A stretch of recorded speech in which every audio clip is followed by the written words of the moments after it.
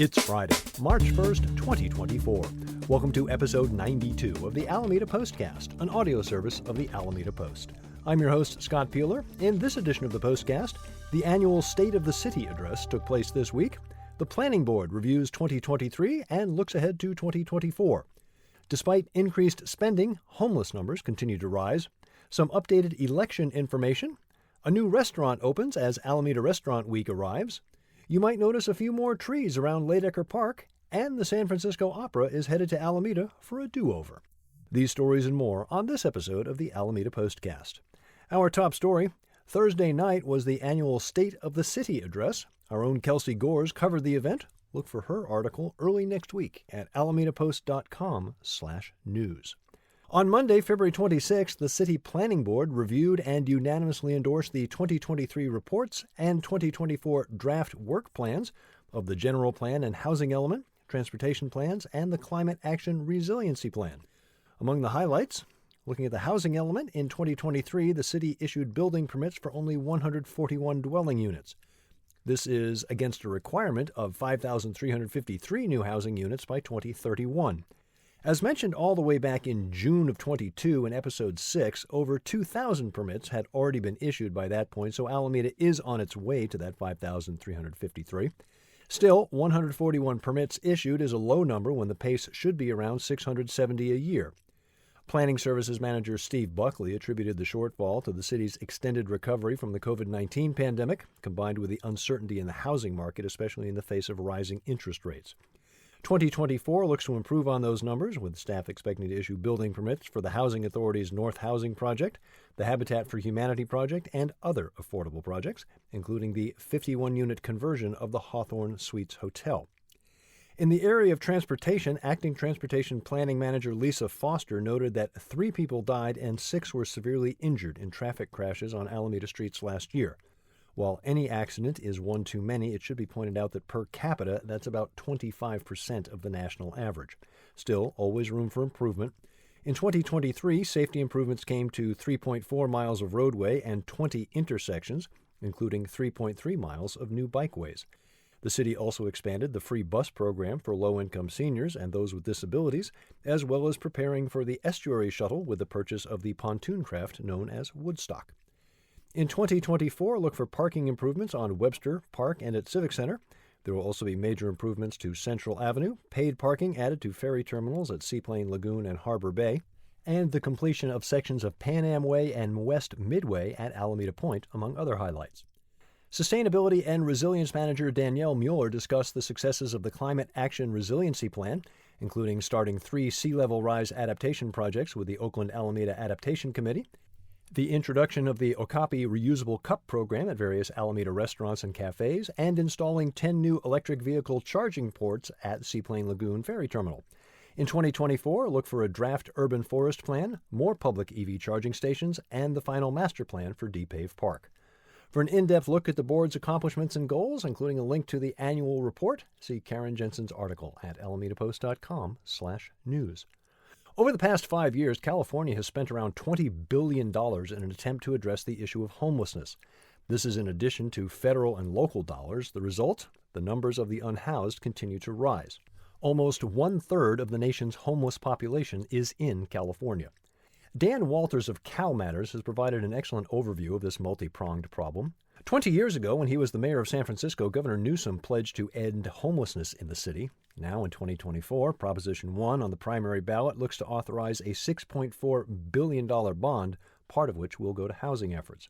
The current numbers are daunting. Sacramento spent $57 million on homelessness during the 2022-23 fiscal year, $34 million of that amount on maintaining about 1,300 beds of temporary shelter, or enough to house about 1/3 of the city's homeless population.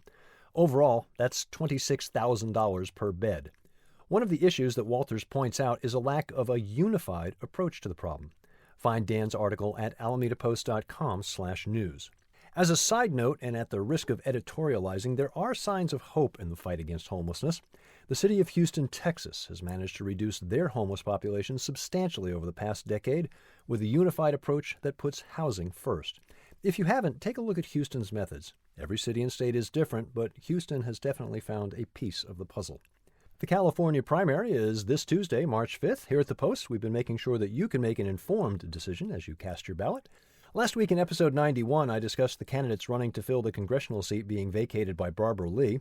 At the time, only 4 of the 9 candidates had responded to the Post with their answers to these questions.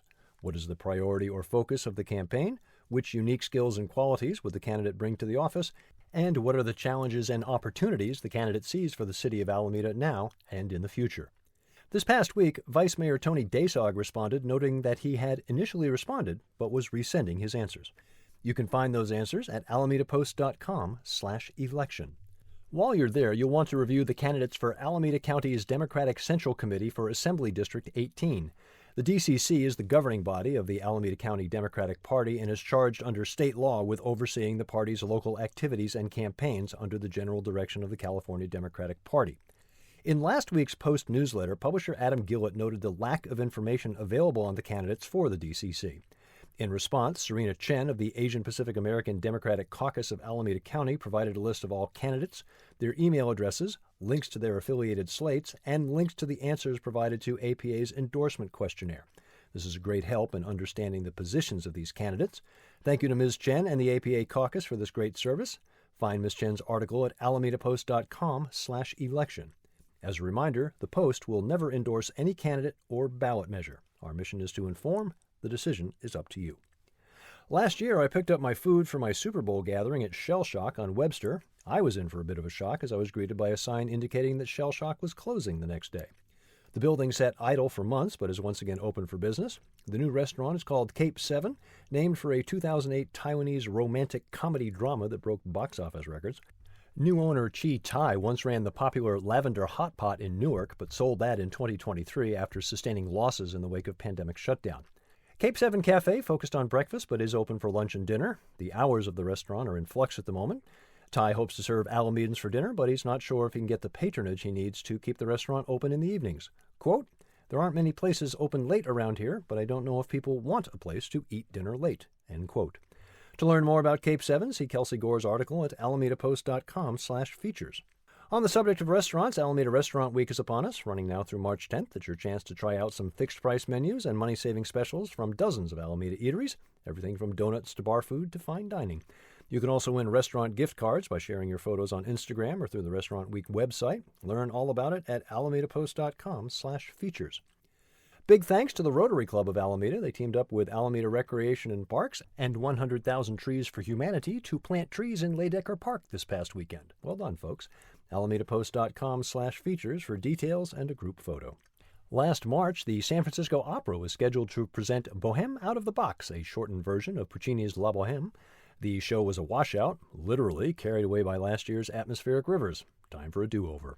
Mark your calendars for April 20th and 21st. Get set to head out to Radium Runway at Alameda Point. And if you're one of those folks who would like to know exactly what opera singers are singing, you can use your mobile device to follow along with super titles synced to the performance. Details at alamedapost.com/features.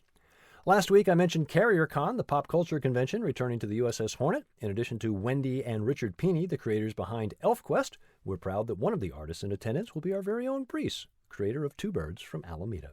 CarrierCon is March 9th. Details at alamedapost.com/events. No walking history tour this weekend. Next weekend, the focus is on the Webster Street Business District. There'll be a Zoom lecture on Thursday the 7th with tours on Sunday the 10th and St. Patrick's Day, Sunday the 17th. For details and tickets, head to alamedapost.com/tours. Later in the week, look for Dennis Evanowski's background article at alamedapost.com/history. alamedapost.com/events for a guide to what's going on in Alameda. Little Flippers class for kids 5 through 12 at the Pacific Pinball Museum on Saturday from 11:30 to 12:30. Also on Saturday, Farmers Market from 9 until 1.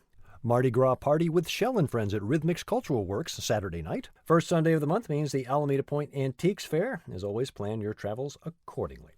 More events at alamedapost.com/events. Thank you for your support of local news for Alameda. To give a tax-deductible donation, head to alamedapost.com/memberships. Remember, you can find us on Facebook, Instagram, YouTube, Mastodon, Threads, Blue Sky, as well as our own subreddit. And don't forget to subscribe to our channel on Apple News. Find the Postcast wherever you get your podcast, or simply tell your smart device to play the Alameda Postcast podcast. I'm Scott Peeler. I'll be back next Friday with episode 93 of the Alameda Postcast.